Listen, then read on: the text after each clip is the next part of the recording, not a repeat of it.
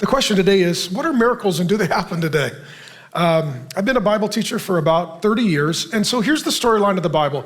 There are two realms that form one reality. So there is the unseen realm, the seen realm. There is the natural and the spiritual. There is the physical, and then there is the non-physical, and these are the two realms that form one reality. So according to the storyline of the Bible, the first three chapters, God made the heavens and the earth, and God made man and woman, and the two realms were united. So you've got the Garden of Eden, which is sort of the connecting point between the seen and the unseen realms. And there's a man and a woman, and there's God, and there's angels. And so the line between the unseen and the seen, between the supernatural and the natural, it doesn't exist. All is just miraculous. And then in Genesis 3, our first parents, representing all humanity, sin against God. And there's a breach, there's a division, there's a separation between the realms. Now suddenly we're cast out of the garden in the presence of God. So now we're living more in the natural and we don't have continual access to the supernatural.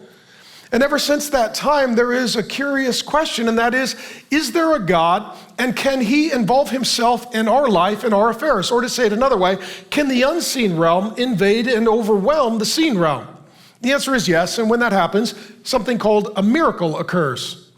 And as we're looking at the storyline of the Bible, ultimately, these two realms will reunite. So when Jesus returns, literally heaven and earth come back together.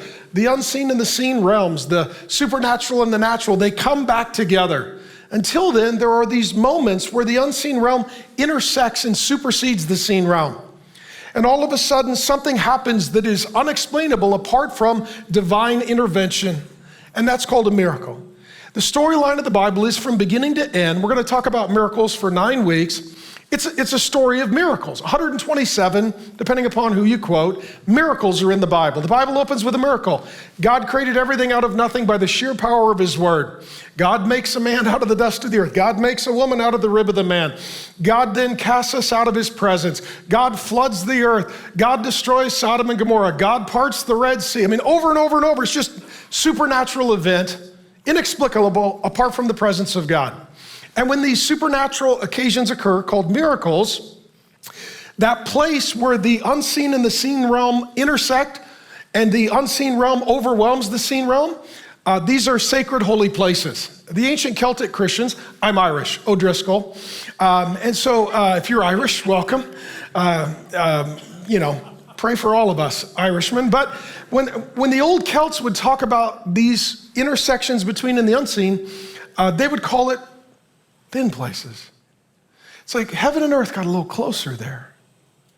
And so they would commemorate these places with stones of remembrance or altars so that they could tell their kids and their grandkids, hey, this is where our God showed up. And so you should meet with him here. This is a place that he likes to visit.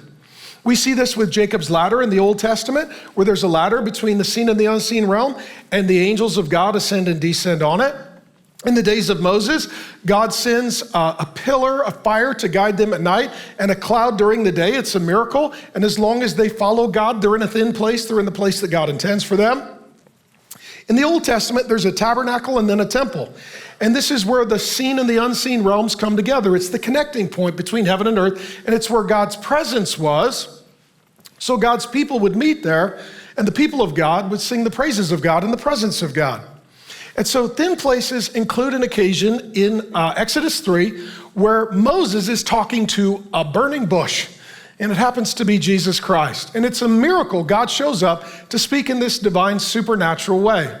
And God tells Moses, do not come near, take your sandals off your feet, for the place on which you are standing is holy ground.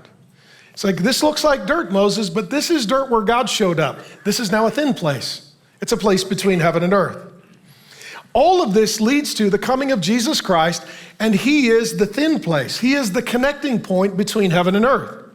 So Jesus is fully God, fully man. He is Emmanuel, God with us. In the body of Jesus Christ, heaven comes to earth. The unseen realm invades the seen realm to save sinners. And so when these occasions occur, miracles occur. Thanks for joining me. My name is Pastor Mark. I've been teaching the Bible for more than 3 decades and head on constant collisions with woke culture. And I would love to get you more Bible teaching. 2 things you can do. Go ahead and watch the sermon in total and also subscribe to the channel. And I'll just keep sending you Bible teaching and we'll have a lot more fun together.